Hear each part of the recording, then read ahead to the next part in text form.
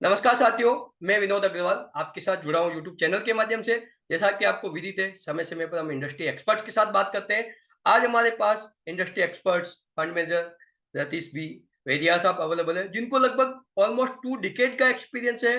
Bye qualification certified fund manager है, post graduate in research है और लगभग 18 साल से फंड मैनेजमेंट के अंदर वर्क कर रहे हैं। और सुंदरम की बात करें तो 4 से 5 फंड एज ऑन टुडे वो मैनेज कर रहे हैं। लेट्स सपोज कि dividend yield, consumption, mid cap, multi cap और इंफ्रास्ट्रक्चर, जो आज की डेट में इंडियन ग्रोथ स्टोरी के बेसिक पार्ट होने वाले हैं। इंफ्रास्ट्रक्चर और कंजम्पशन की बात करें तो मैं वेलकम करता हूं रतीश सर का। हाय विनोद।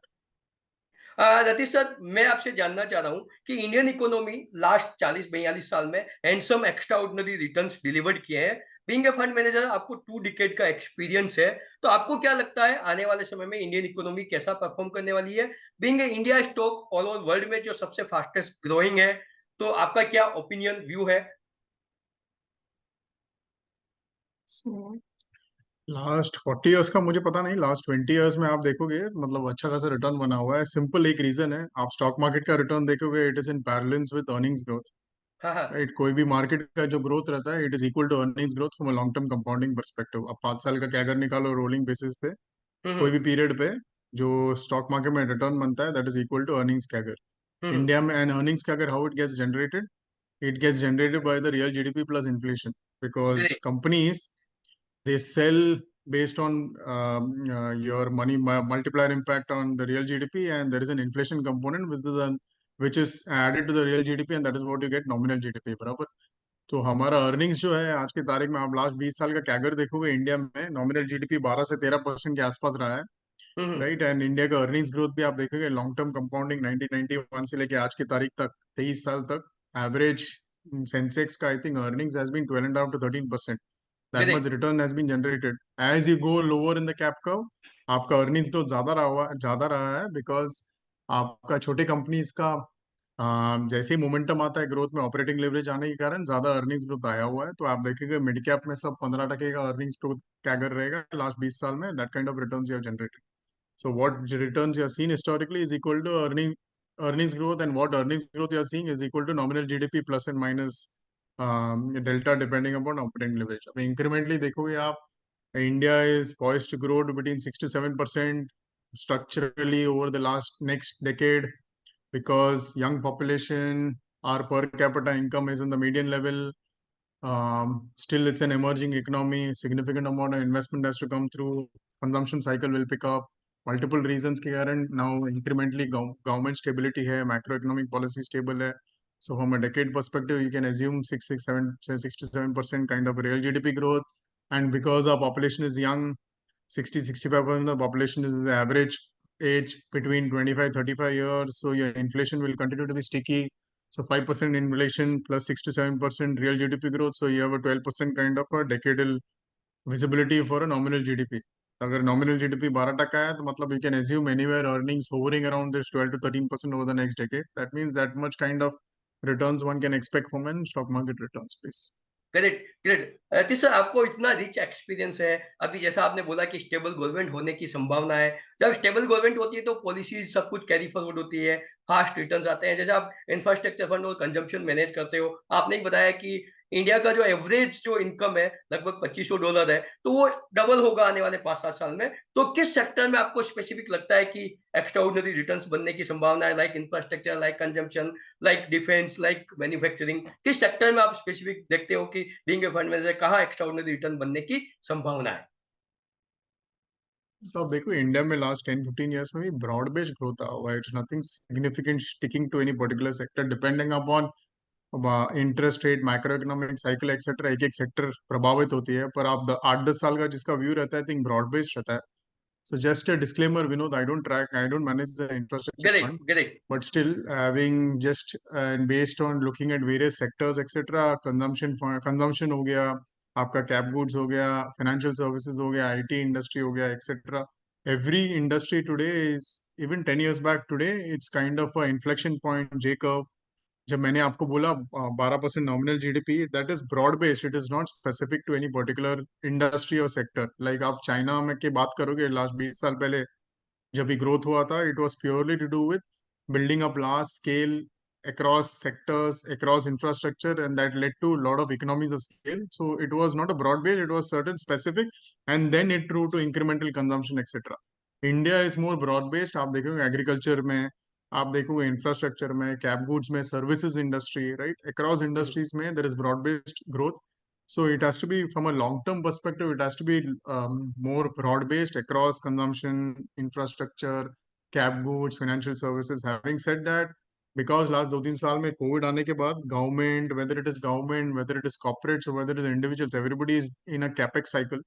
हम्म. So cap goods infra, from a near-term perspective, there is better earnings visibility. And second, from a consumption जो आपने पूछा, it is, as I said, from a per capita income, as you move up, aspirational Right. consumption goes up. So that is where more of the incremental growth can come from an aspirational consumption perspective and more of capex and infra sector, please. Great. Ratish sir, अभी आप जो एक recently 5 जून से NFO लेके आ रहे हो business cycle के नाम से, और अभी मार्केट एज ए लेमन के लिए लगता है कि 75,000 है, बहुत अपर लेवल पे है।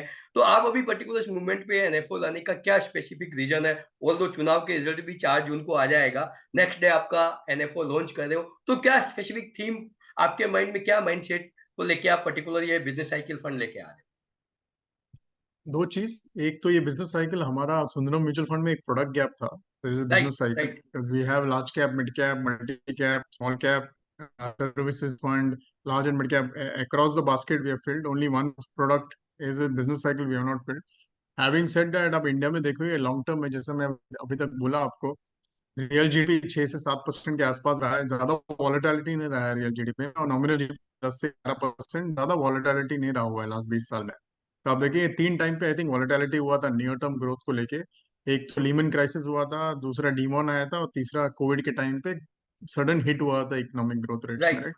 That created very short term cycles, जहाँ पे मॉनेटरी पॉलिसी और फिजिकल पॉलिसी से क्विकली इन्होंने सर्कमवेंट किया था. इसके लिए growth came back. Like Covid में आप देखोगे इंटरेस्ट रेट्स और फिजिकल पॉलिसी के through, free food grain distribution etcetera के through growth came back over the next 18 months.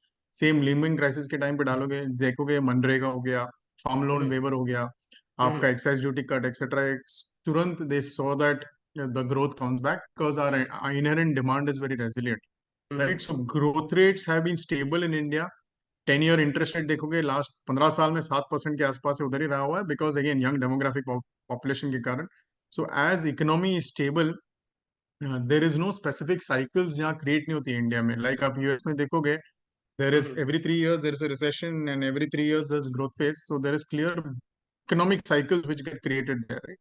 India में हम्म. ऐसा कोई इकोनॉमिक साइकिल होता नहीं है. तो उसके कारण क्या होता है इंडिया में specifically, because growth rates are stable, there are a lot of underlying themes or factors which create long term cycles. Like आप देखोगे 2008-9 में, जैसा Lehman crisis आने के बाद, Vinay, if you want you can log off, because you're logging in and logging out. Yeah.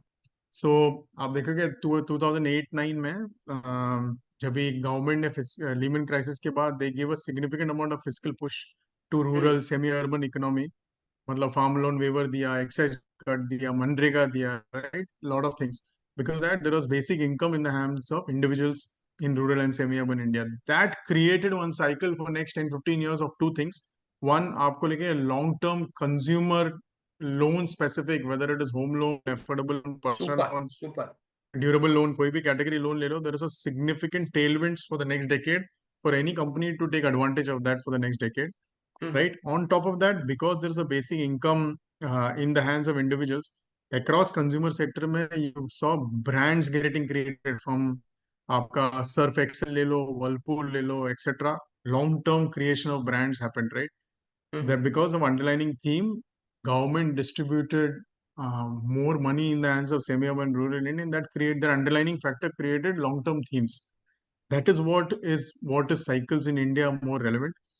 Can we identify these themes. Like आप देखो last 10 साल में, जैसा मैंने आपको बोला, consumer loans, home loans, durable loans और brands getting created. Right. Like 2010 और 20 के बीच में डीमोन आया, आपके बीच बीच में गवर्नमेंट चेंज हुआ, inflation was on the high side, but in spite of all that, companies who owned these large brands and financial services like HDFC Bank, Bajaj Finance, etc., who created these long-term or medium-term consumer products, consumer loan products, they generated significant amount of disproportionate wealth over the last decade, irrespective of जो भी near-term factors हुआ, right?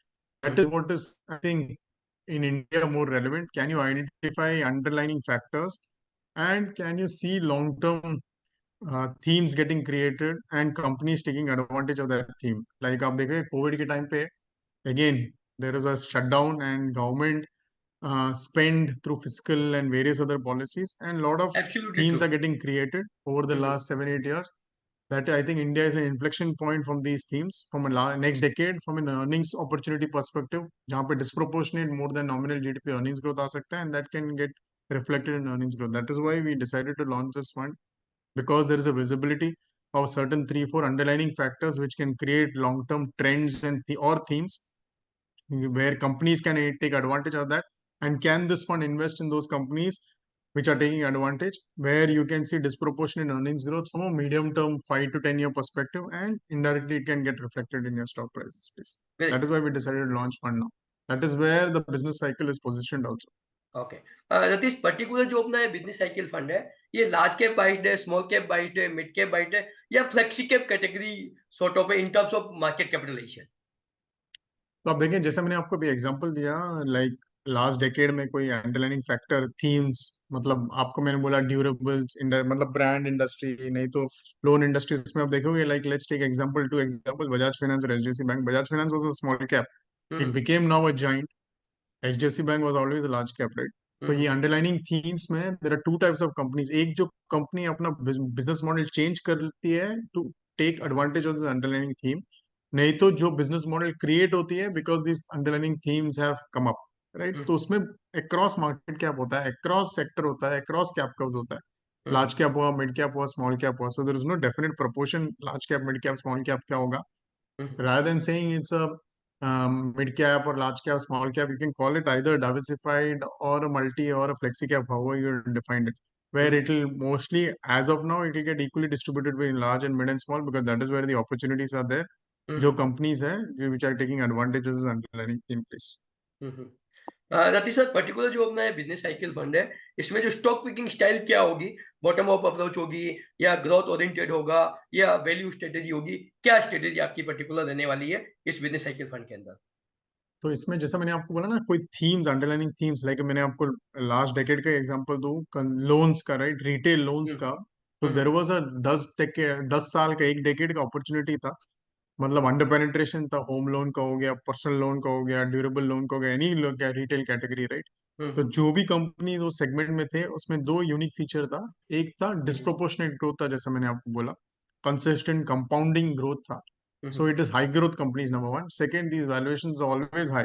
आप देखेंगे Bajaj finance, HDFC bank, previous decade is always high from a pure standalone valuation perspective. For up in respect to whether PEG ratio, whatever, it is not that expensive.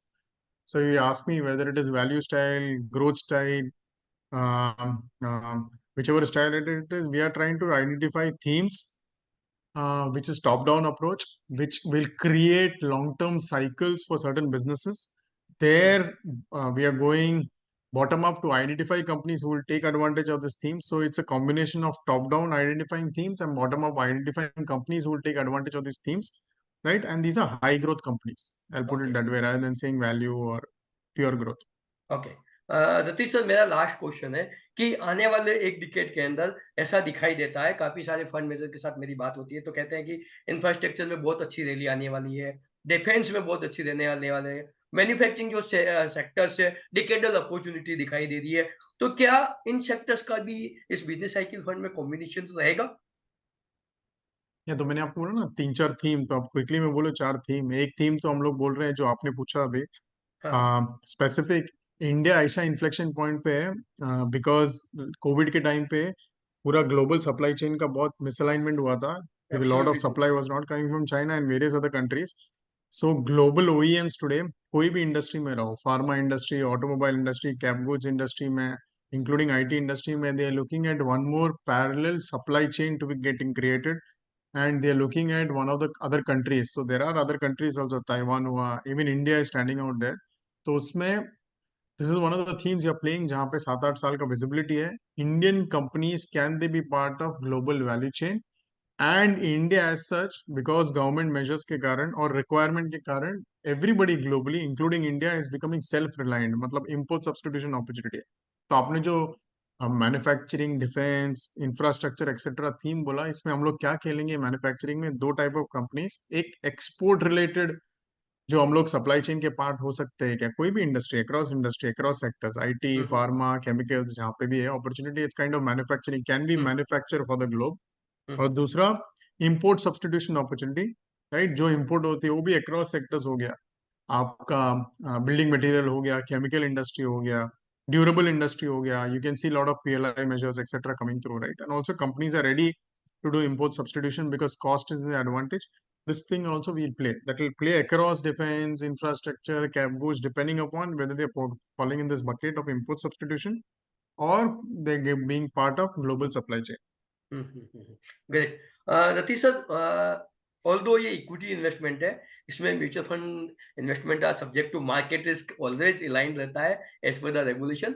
As a layman investor को अपने कितना percent portfolio particular business cycle के अंदर exposure लेना चाहिए? Being a fund manager आपका क्या experience है? ये मान लीजिए कि फंड मैनेजर इक्विटी में जो इन्वेस्टर इन्वेस्ट कर रहा है वो एग्रेसिव इन्वेस्टर है और हायर रिस्क लेना चाहता है longer point of view. Okay Vinod, मुझे पता नहीं, मेरा depends upon individual risk appetite, पर मैं बोलूंगा ये जो फंड का कंस्ट्रक्ट है, it is, we are going to play themes today या फैक्टर्स, और मेजरली जो रेलेवेंट थीम्स है ये फंड में, लाइक आप देखोगे लास्ट 8-10 साल में, इंक्लूडिंग आवर म्यूचुअल फंड, सब म्यूचुअल फंड अलग अलग थीमेटिक फंड लेके आती है, right? Here we are seeing, can we play all the theme fund in one fund and keep moving? जो फंड रेलेवेंट, जो थीम खत्म होता है अगले थीम आता है. लाइक आप देखोगे 4-5 साल पहले ESG फंड्स का बहुत बड़ा ट्रू ट्रू. एक थीम खेला जा रहा था, राइट? वो 3 साल में प्ले आउट होके कोई और, अभी डिफेंस चालू है, राइट? तो ये राइट. फंड में हम लोग बोल रहे हैं we will be like a mother of all thematic funds. Okay. We will invest which themes are relevant today and keep moving to which themes are relevant on tomorrow. जो okay. Flavour of the season है from medium term perspective, that is what we will play. So any risk investor who is ready to invest in different themes, we will take his decision which themes are relevant today and invest, rather than he doesn't have to go and run behind multiple themes. That's how I'll put it. Okay. Ratheesh sir, जैसा कि आपने बताया कि average return जो आएगा महंगाई दर plus जितना GDP रहा है उतना अप्रोक्सीमेट फंड डिलीवर्ड करने की संभावना रहती है इक्विटी प्रोस्पेक्ट में. लास्ट 20 साल में ऐसा हुआ है. क्या कमिंग फ्यूचर में भी ऐसा आपको लगता है कि यही रिटर्न की संभावना बैठेगी जितना जीडीपी रहेगा प्लस जितना आपका महंगाई दर रहता है, इन्फ्लेशन रहता है, दोनों को अगर प्लस कर Yeah, लें? तो जैसा मैंने आपको बोला, market returns are a function of earnings growth and earnings growth is a function of nominal GDP growth. Hmm. तो अगर नॉमिनल जीडीपी ग्रोथ अगले 7-8 साल में उतना एक्सपेक्टेशन से 11-12% होगा, तो उतना तो एक्सपेक्टेशन रहना ही चाहिए. Great great. तो अगर नॉर्मल जीडीपी 12-13% से रहती है तो उतना तो आराम से रिटर्न देगा. ऑल्दो यहाँ पे फंड मैनेजर का अल्फा भी यहाँ पे जनरेट करेगा. एक्टिव फंड मैनेजमेंट टीम में तो वो भी यहाँ पे इंक्लूड होगा. आपकी एक्सपर्टाइज, आपका रिसर्च टीम का एक्सपर्टाइज और इंडस्ट्री के अंदर स्टॉक पिकिंग, वो सब भी यहाँ पे कहीं कहीं एड ऑन करेगा. बट मिनिमम नॉमिनल जीडीपी तो इजीली संभावना रहेगी. Although mutual fund investment are subject to market risk, तो टैगलाइन है जो रहने वाली है. Yes. रतीश सर, मेरा लास्ट क्वेश्चन है. आपको इतना रिच एक्सपीरियंस है 18 साल का, इतने सारा बड़ा आप फंड मैनेज कर रहे हो, लगभग 5 से 6 फंड मैनेज करते हो. स्पेसिफिक आपकी एडवाइस जिससे कि हमारी इन्वेस्टर टीम अच्छा वेल्थ क्रिएट कर पाए और एक ऐसी कोई मिस्टेक जिसको वो नहीं करे तो और अच्छा सुपर फिनोमिनल वेल्थ क्रिएट करेगा. जैसे कि हम बताते हैं कि जब भी मार्केट डाउन हो तो एडिशनल परचेज करना चाहिए रेदर देन रिडम्पशन. तो आपका क्या ओपिनियन है, आपका क्या फीडबैक है? ज्यादा मार्केट में हमें पढ़ने का नहीं, देखने का नहीं, because it become you makes you more nervous. Keep investing, right, regularly, so correct. That you make the long term compounding. ये कोई शॉर्ट टर्म जैकपॉट गेम नहीं है. मतलब पब्लिक जो मार्केट में खेलते हैं, I don't believe that it's long term compounding game, जैसा मैंने आपको बोला. और नॉमिनल जीडीपी के आसपास अर्निंग्स ग्रोथ रहता है, market returns also nearing that. So somebody who believes in India growth story from a long term perspective, they should keep investing rather than looking at near term, short term doubling, or trying to punt or keep looking at different screens. Not required. Great great great. Thank you so much Satish sir, अपने आपका कीमती समय दिया, आपका इतना rich thank you. Experience है उसको आपने एक्सप्लेन किया और पर्टिकुलर आपका जो बिजनेस साइकिल फंड है उसके बारे में डिटेल डिस्कशन किया। ऑल्दो इसमें सबसे जो बढ़िया चीज है कि मदर ऑफ ऑल थीम्स, जो थीम अच्छी चल रही है उसमें भी इन्वेस्ट करेंगे, जो थीम अच्छी चलने वाली है उसको भी आइडेंटिफाई करके ऑलरेडी अपन इन्वेस्टमेंट स्टार्ट कर देंगे। तो लॉन्गर टर्म में थीमेटिक फंड होने के नाते बेहतरीन रिटर्न रहेगा, बट जिसका point of view 10 years plus हो उसके लिए तो एक्स्ट्रा ऑर्डिनरी रिटर्न क्रिएट करके देने की संभावना है। जिसका शॉर्ट टर्म हो उसको इक्विटी से दूर रहना चाहिए। इक्विटी में वही आदमी अच्छा पैसा बनाएगा जो लॉन्गर पॉइंट ऑफ व्यू से इन्वेस्टमेंट करेगा। Thank you so much Satish sir, आपका कीमती समय देने के थैंक यू लिए। विनोद। इतना आपका busy thank you so schedule much. है, फंड मैनेजमेंट टीम के आप की मेंबर हो, उसके बाद समय दिया, थैंक यू सो मच।